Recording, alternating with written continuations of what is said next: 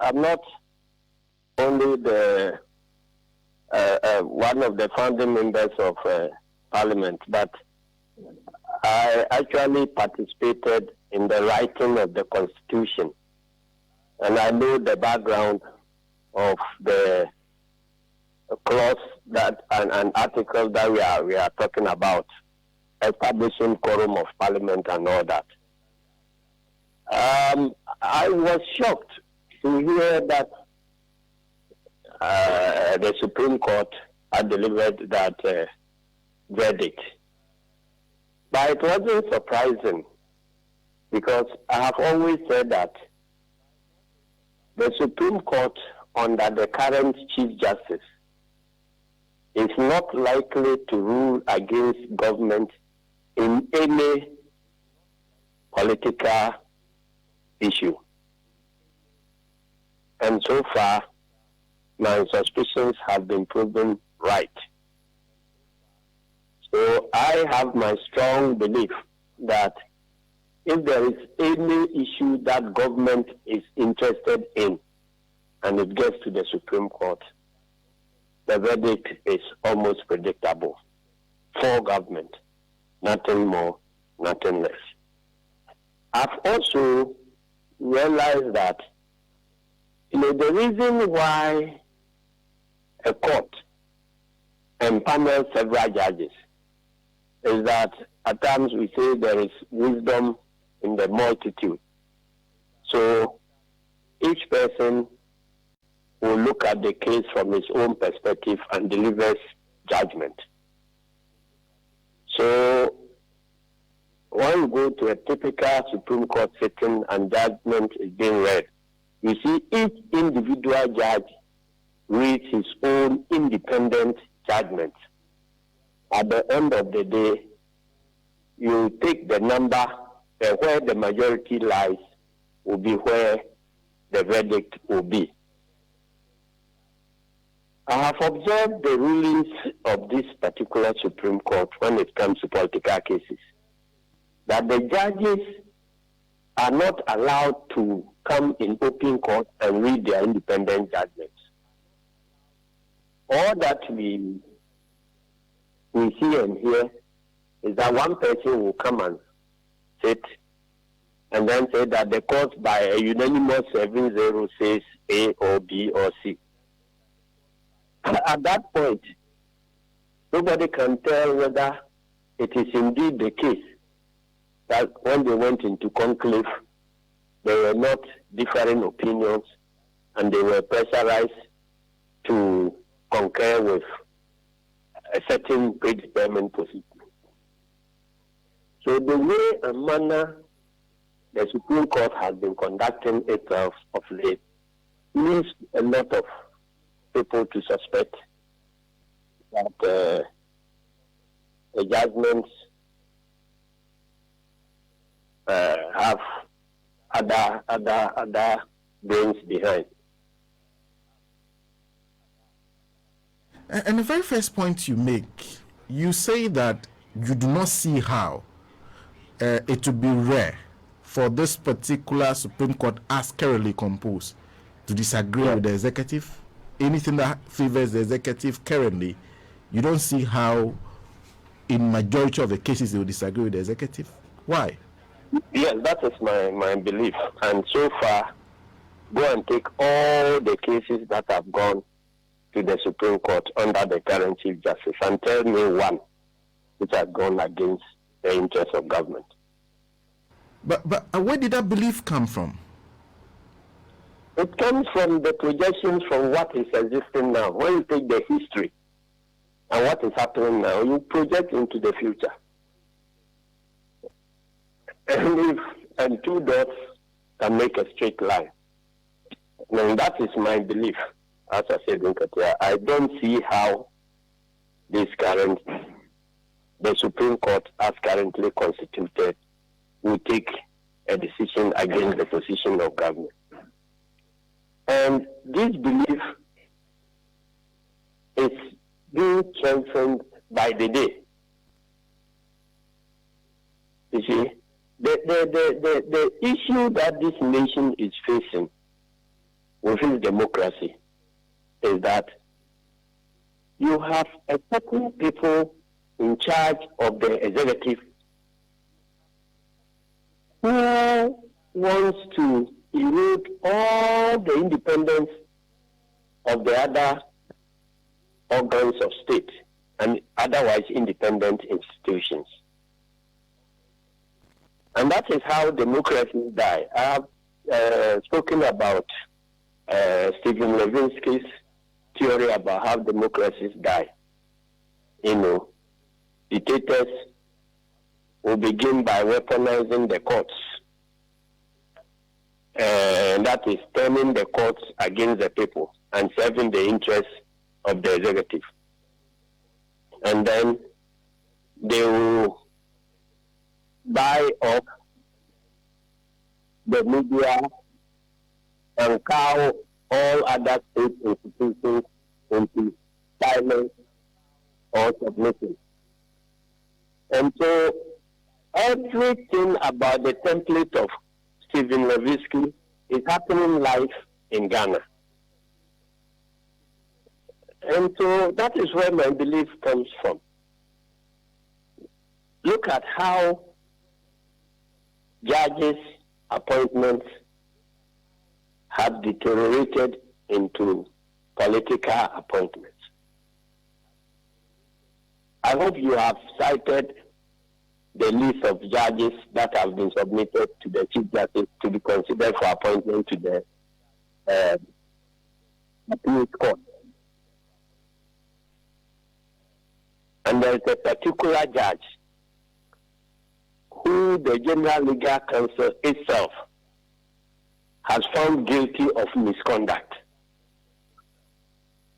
And yet, the Attorney General has no problem recommending that judge for appointment as a Supreme Court judge.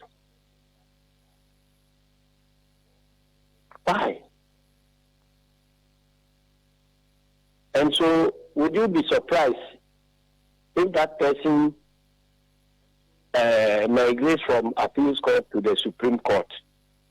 That person can be relied upon to deliver judgments that are independent.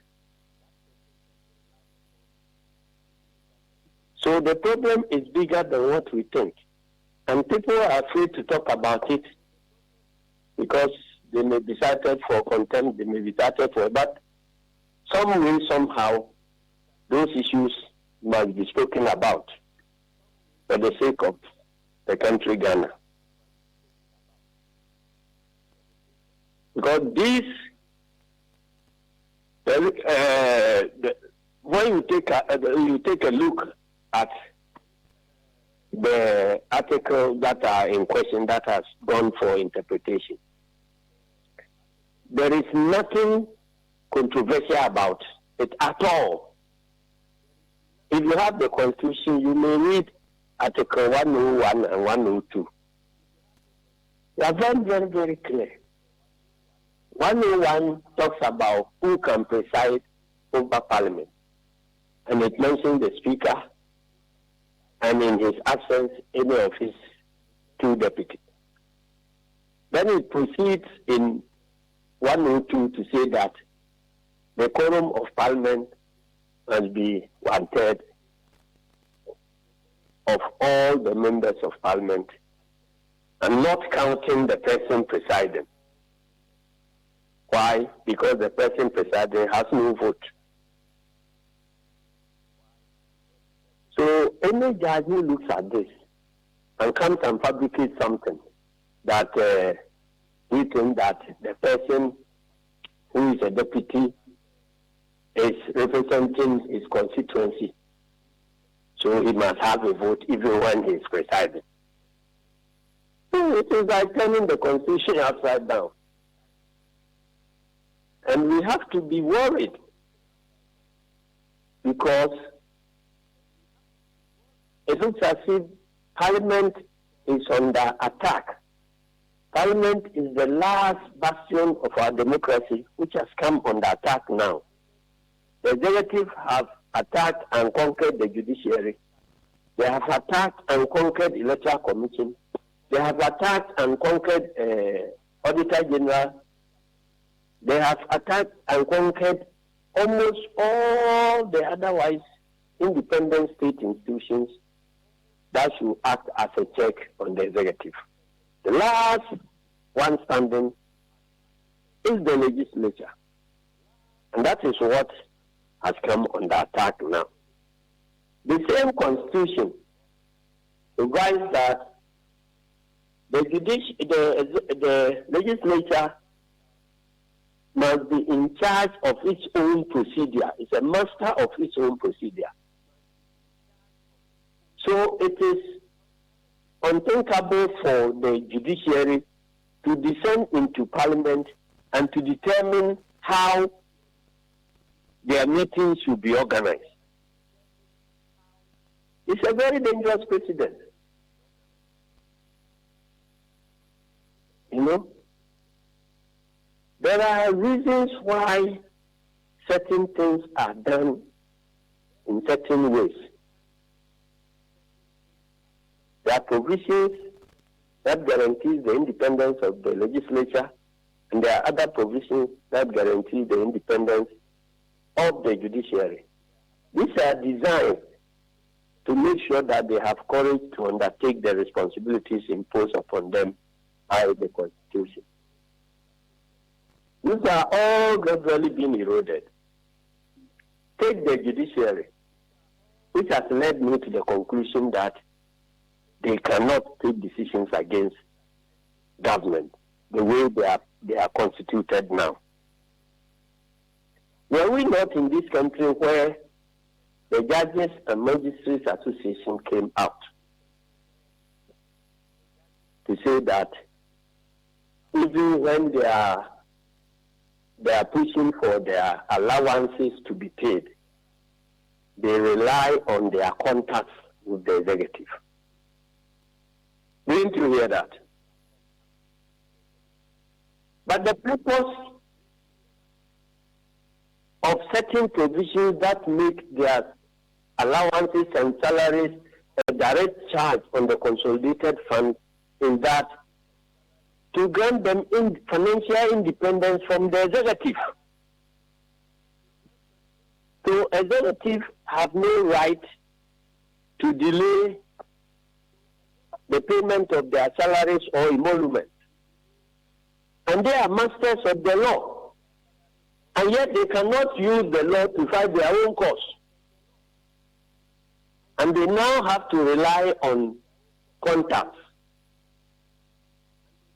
So if you are judges who are supposed to take independent decisions, whether it affects the executive or not, and yet you put your hands in their mouth and say that we have to lobby them to pay our allowances. When there's a case against the person you are lobbying to pay your allowances, how can you rule against that person? So that is the basis of what I have been saying, and I'm yet to be proven wrong. Well, the Supreme Court is of the opinion that every deputy speaker is also a member of parliament. The speaker is not a member of parliament, so does not have a vote. What are the independent views of the 7 judges? But where all the 7 judges agree, why write independent views anyway when there's no independent, when they all agree? Put there as a panel for each of them to argue the issues out, draw a conclusion, and tell us the basis of the conclusion. So it may happen that at the end of their submission, all of them will arrive at the same verdict. But we must be interested in how they argue the matters up. It's not sufficient for one person to come and sit there and say all the 7 agree. You understand? And I'm saying that this 7070 thing is one too much with this type of Supreme Court. It works against their image, so because we don't know how all the judges arrive at the same conclusion. They must tell us. Individually, how they arrived at this. Individually, that is how the Supreme Court is supposed to work. Any court that has a panel, they are supposed to convince us that I took this, and I arrived at this conclusion. Haven't you cited the 2013 ruling of the Supreme Court? Yes, I have. Each individual judge gave the ruling. In the 2021 Supreme Court thing, all the rulings by the Supreme Court, did you hear any independent judge's views? Apart from what the Chief Justice will come and read as a representative of all the views. Is that the way to develop the law? So there's a real problem about executive encroachment in the judiciary and trying to use the judiciary to also encroach in Parliament after they have tried encroaching directly through their majority and whatever. They now know that the majority thing will not work. So they now want to use the judiciary to enter Parliament. And it is very dangerous because we have provisions that says that Parliament is master of its own procedure. So that this type of interference about what constitutes quorum and all others would not be allowed to happen. And there are parts of the Constitution that guarantees freedom of debate, such that a member of Parliament cannot be taken to any court for what he says on the floor of Parliament. Once you allow quorum determinations and other things to be done by the Supreme Court, they will descend to cases where members of Parliament will be arrested for what they have said on the floor of the House. But General, the Supreme Court also has a responsibility and a duty to interpret the Constitution. Where somebody brings a matter that concerns the Constitution before them, they have to determine it, and that is what they did. They must be aware of two things. I'm not saying they don't have the right and responsibility. I'm saying that they are putting that responsibility to wrongful use. So it's not about challenging them whether they can do it or they cannot do it. But even where you have a discretion, the Constitution itself regulates the exercise of discretion. That the exercise of discretion cannot be capricious. So nobody has an unlimited power to do anything under a democracy. That is why I'm saying that we have to be extremely careful. Now you have a state where nobody talks about anything. Even when something is wrong and you caution, because you have cautioned government, you must be arrested because you are planning a coup d'etat. That is where we have reached. And I keep on saying that, look, in the olden days, in Akan areas, we were not mentioning leprosy by the name. Because leprosy was so fearsome, it was so feared by people that the mere mentioning of leprosy was believed to bring that disease into your household. So you have other titles of which you refer to leprosy. In Accra, when you say microbiome, I'm holding a stake. It means you are talking about leprosy. They will never mention the name leprosy at all. Leprosy in Accra is called kwata, but nobody will say kwata. You say microbiome, because citizens have been pushed to believe that the mere mention of the name of leprosy will bring about leprosy. So if even you are advising people how to live and not to contact leprosy, Once you mention leprosy, you have offended the rules. That is what coup d'etat has come to represent in our system now. So even where academicians are analyzing what can bring about coup d'etat and cautioning the nation to desist from so doing, because they have mentioned coup d'etat, people are calling for their arrest. So coup d'etat are trying to represent what leprosy was representing in the past. But let me ask you, you know that today leprosy has a cure. So now that we are mentioning leprosy by the name, and by so doing have been able to investigate the causes and find cure. And those days that leprosy was not mentioned, which of these two periods has the highest prevalence of leprosy? Is it not this time that we have mentioned leprosy, confronted leprosy, looked at the causes and found a cure? So in the past, when we were deceiving ourselves that, well, if you mention leprosy, you have leprosy, so don't let us mention it. And leprosy was killing people and decapitating limbs. So my brother, where we are now, it's a very sorry state of affairs in this country. Everything about this country is corrupted. Look at the stories coming from the armed robbery investigation. Haven't I granted interviews to your station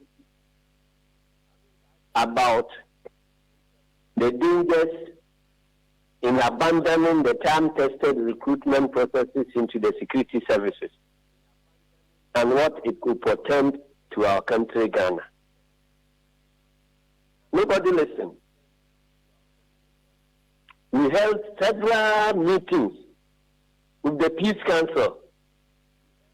Now look, allowing tax to be embedded in the state security for the purposes of elections will not bode well for this country. Because what happens after the elections is more important than what happens during the election. Nobody could speak up. The SWAT team, some of whose members are involved in the scandals they are talking about, didn't the Short Commission recommend that team that has been constituted at the National Security is an illegal thing and it must be disbanded? Was it disbanded? It was continued. And look at what its members are doing now.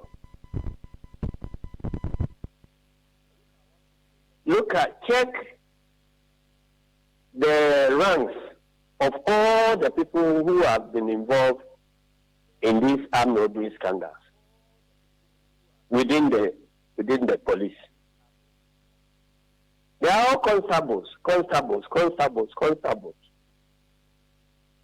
It means that these were recruited from 2017 to date. And these are the recruitment processes we were complaining about. The trees have now yielded the fruits, and we are harvesting.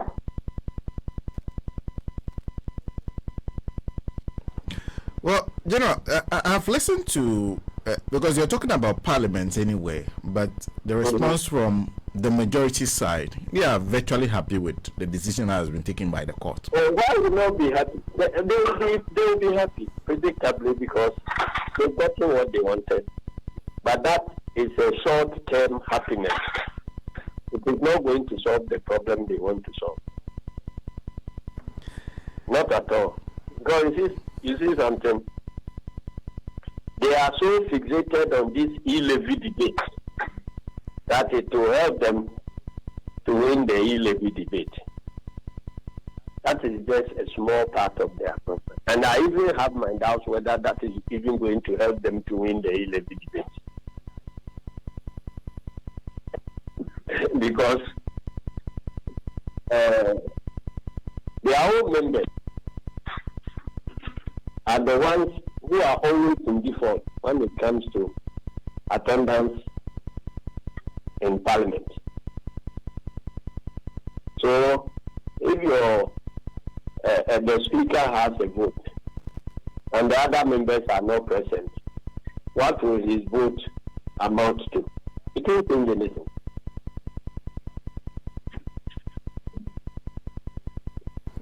But I've heard the minority leader, Honorable Haruna Idris, who described it as a judicial backing for e-levy. There's also the minority whip who says they may be considering seeking a review.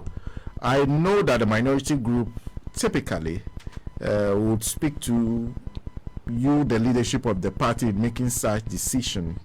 I'm not asking you to tell us the decision that has been made, but where do you stand on how this should be responded to? Well, a bad ruling is still a ruling. And a bad law is still a law.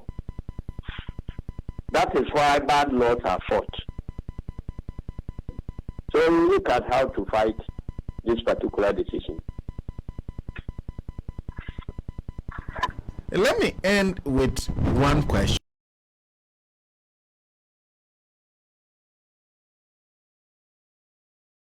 And one of the things you said was that the courts may perhaps have misinterpreted the intentions of those who wrote the Constitution. Yes. What did the courts miss?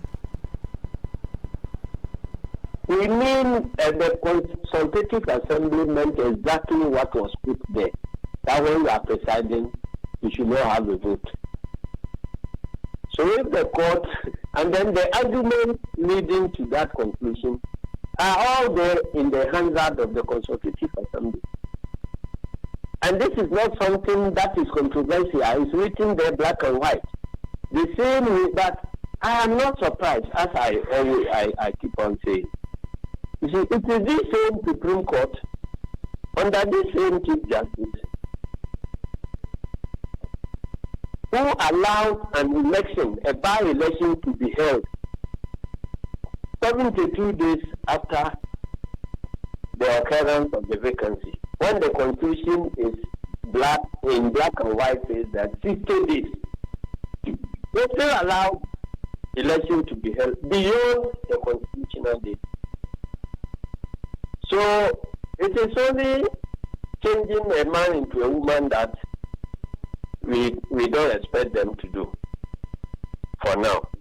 But anything that will